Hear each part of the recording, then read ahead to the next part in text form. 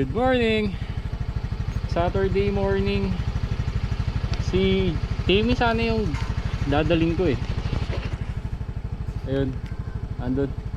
Ginawa nila sampayan. Kaso naalala ko si Jerry, 5,000 kilometers na.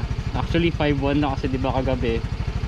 Saturday morning ngayon, kagabi Friday, bumiyahe tayo joyride. Nakalimutan natin i-change oil kahapon. Anyway, another episode. Punta muna tayo shop, duty tayo. Pero wala muna tayong joyride ngayon. Bye! So duty muna. May mga nakapila tayong kailangang i-edit, 3. Pero isa lang ang matatapos ko kasi may mga gagawin pa ako ngayong araw.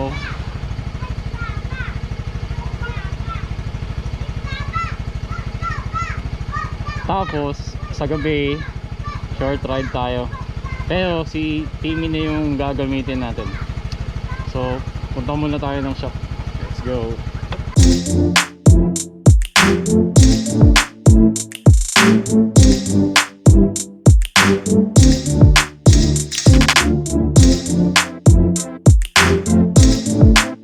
Saturday morning. Grabe kaagad ang traffic dito sa Malagasang. Ay nako. Pero okay lang, huwag nating hayaang masira ang umaga natin. Ang ganda-ganda pa naman ang umaga.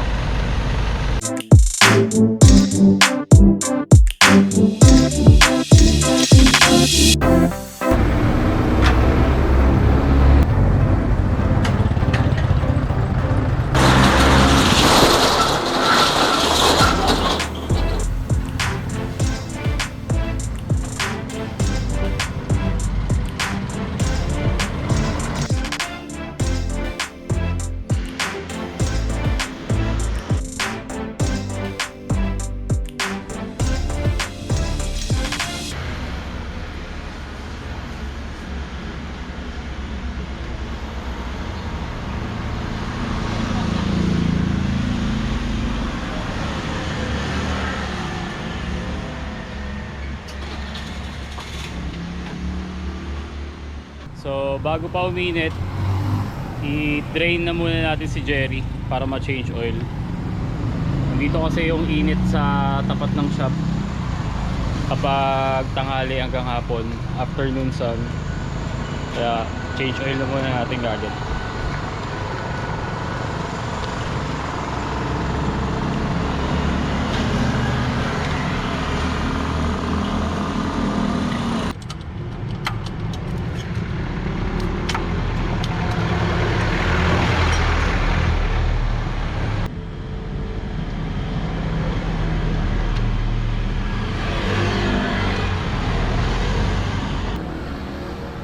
Next na task natin ay usually yan lagi pagkatapos ko mag-almusal, or minsan din naman din ako nag-almusal, magbalot ng orders sa Shopee. Although ngayong araw 2 lang yung pumasok. Pati yung Shopee natin eh hindi nakakatakas sa tumal.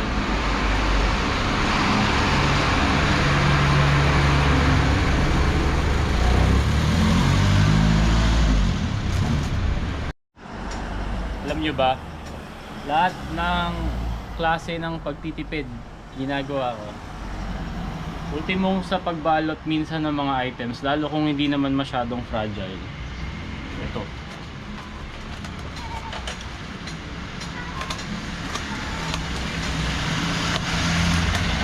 Katulad nito, 3 oil filter.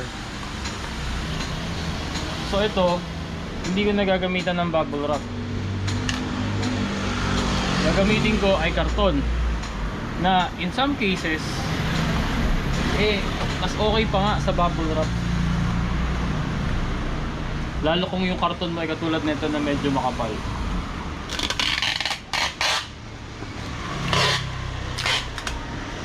Tapos ang ginagawa ko para secured yung item, pinoporma ko yan na parang box.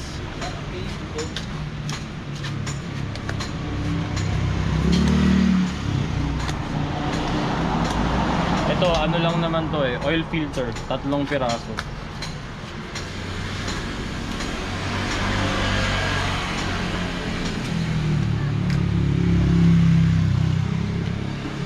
So kahit tinipid ko siya, hindi ako nag-bubble wrap, eh secured pa rin naman yung item.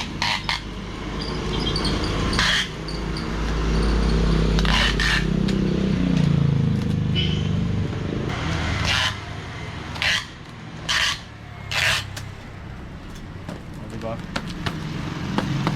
Kahit madaganan yan, kahit itapon-tapon, hindi basta-basta masisira. Hindi katulad pag binubble wrap mo lang yan, pag pumutok na yung mga bubbles, wala na rin silbi eh. Parang plain na plastic na lang din eh. Pero ito, mas makapal siya. Pero kapag medyo fragile yung item, like yung mga engine oil, kinakarton ko na naka-bubble wrap pa, para sigurado talaga. Kasi depende yan sa item eh. Hindi naman pwedeng lahat eh pipirin mo yung packaging, di ba? Kailangan syempre ano pa rin, safe na makakarating sa customer. Tapos na tayo magbalot. So dito naman tayo sa side na tinuturing kong aking mini office dito sa shop para mag-edit.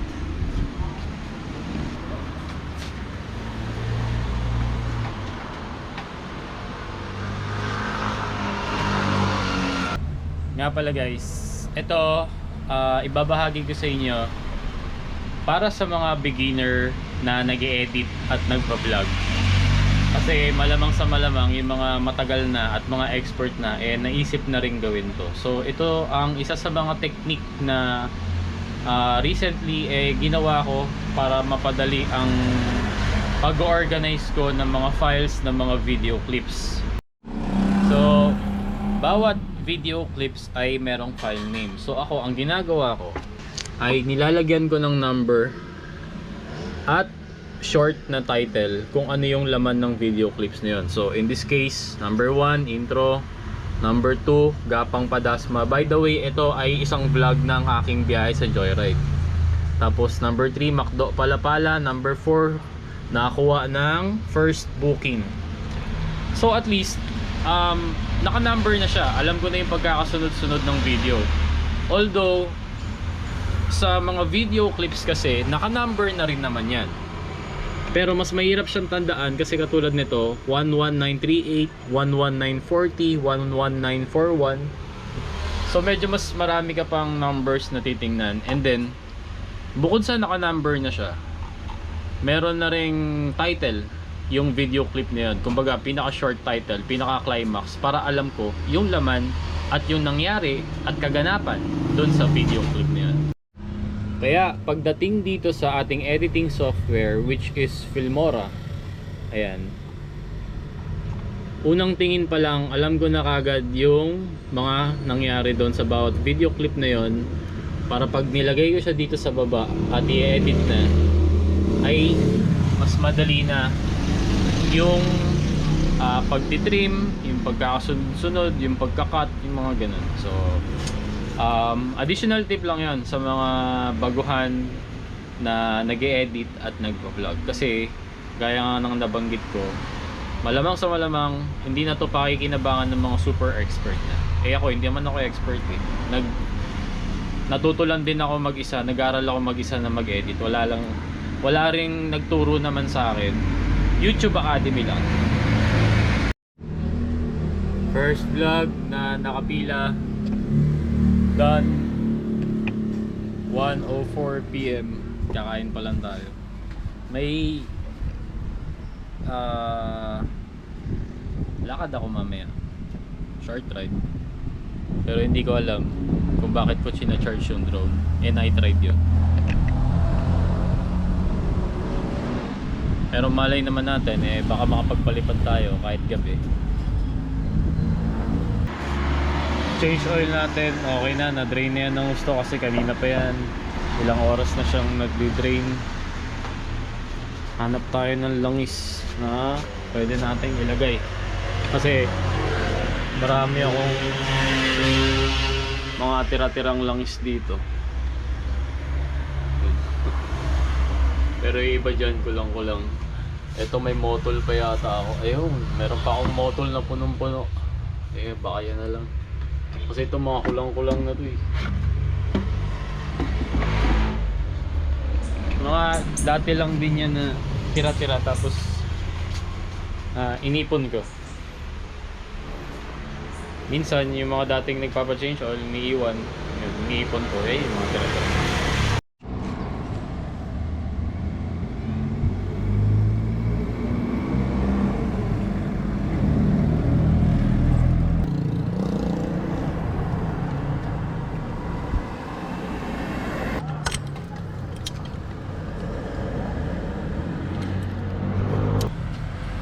By the way, sa mga baguhan, invest kayo ng mga ganito. Kahit yung mga mas mumurahin ng konti. Tatawag dito, socket wrench, tsaka yung mga socket. Usually 12, 14, 16, basta mga even numbers. Yan yung mga gamit na gamit. Mas advisable yan kaysa sa mga yabe katulad nito.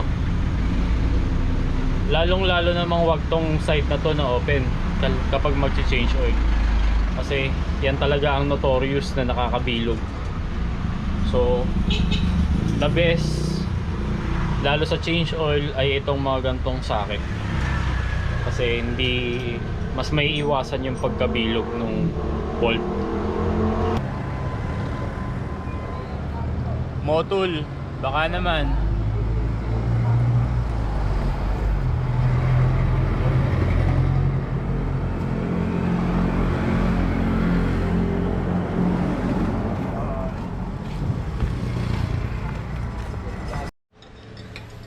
Ngayon naman ay oras na para sa aking paboritong parte ng isang araw, ang magkape. Syempre ito ang ano ko eh, ito ang relaxation ko bukod sa Red Door syempre,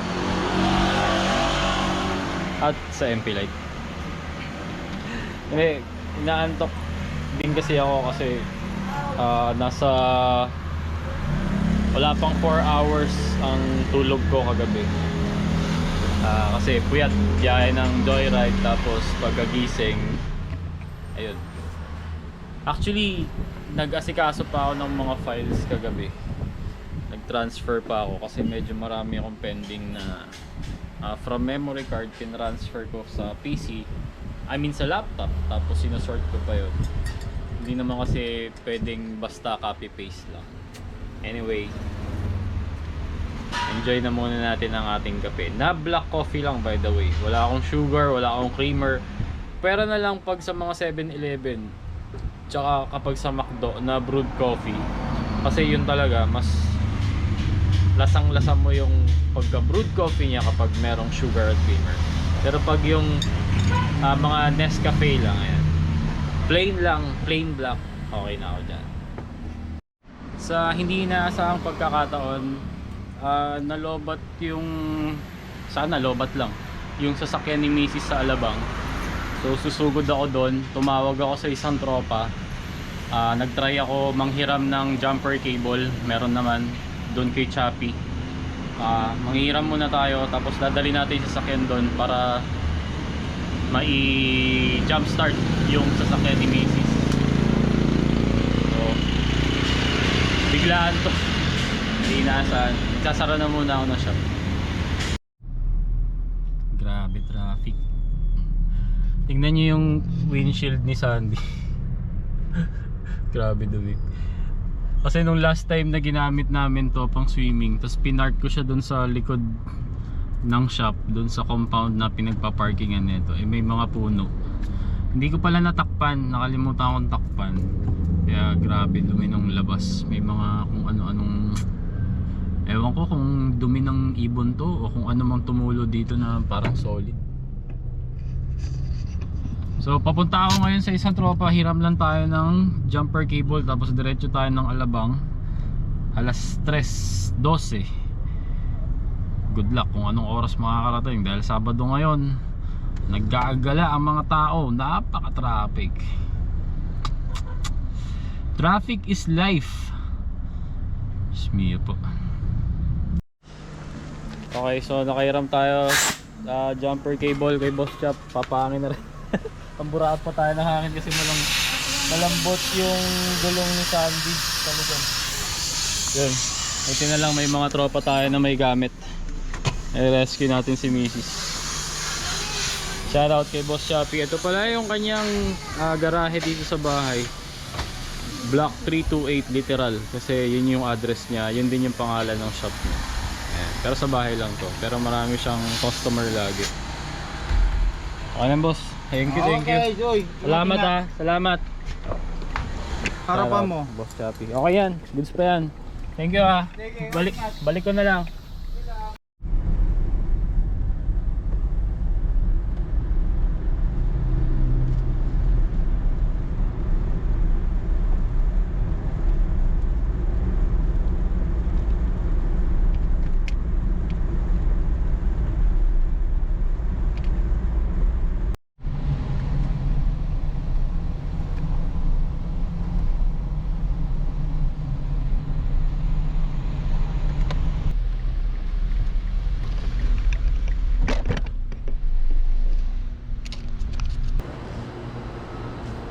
So ito si Sandy, i-rescue niya si Sophie. Ito ang susundin natin na diagram. Malapit ba? Dapat?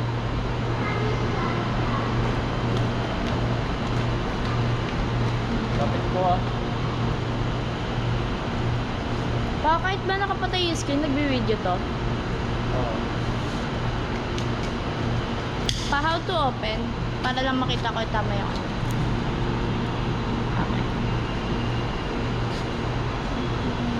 So sabi red on deck. Tapos red sa door.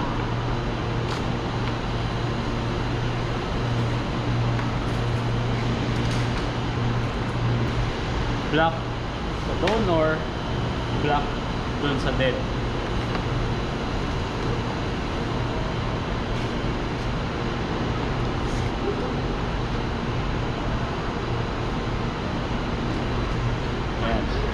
Pwede namang body ground lang, pero pwede rin namang direkta na dun sa ano niya, sa negative ng battery. Start natin Sandy.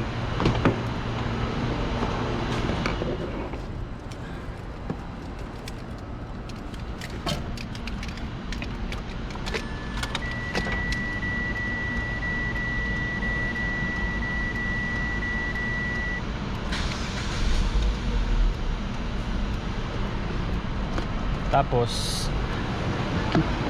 hahayaan lang natin ng at least 2 minutes.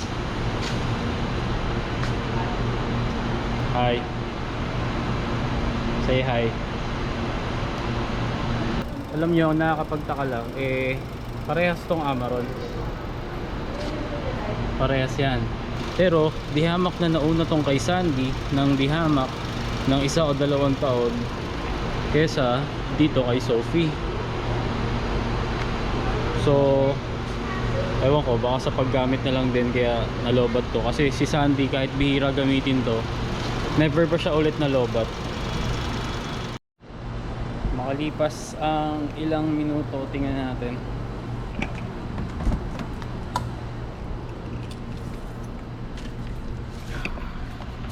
Moment of truth.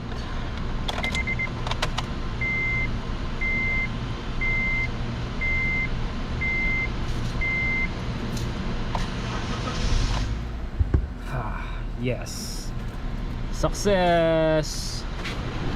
Alright, so sa pagtanggal, sundan ulit natin yung diagram. Sabi dito sa number 7, 4321. So dito muna, black on bare metal. Hindi, 4321 black on bare metal. Ito muna pala, black, and then black on donor, tapos red on donor, tapos red on dead. All goods. Good job, Sandy. Okay na. So, ang laking tulong nung ganitong mga jumper cable para sa mga sasakyan if ever. So, ito nalobat. Dinam start nito. So, good job, Sandy. Bye. Bye. Peace na. Adiyo. Balik na tayo sa shop. Wala na, magliligpit na lang din kasi alas 5 na rin. Pero at least nagawa ng paraan yung aberya today. Dapat makabili ng jumper cable talaga. Buti na lang amo may nahiraman. Eh kung wala, edi maghahagilap pa kung sinong meron.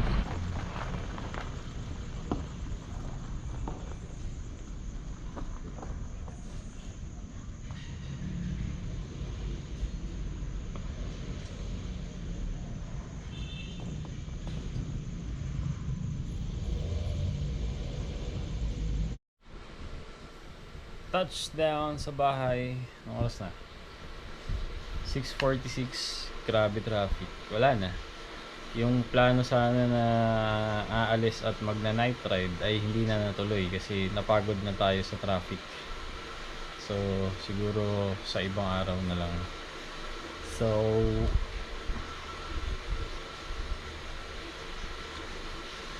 pahinga na muna tayo. Although hindi pa rin naman magpapahinga kasi tatapusin pa ibang vlog. So kita-kits tayo sa mga next upload. Ride safe sa lahat.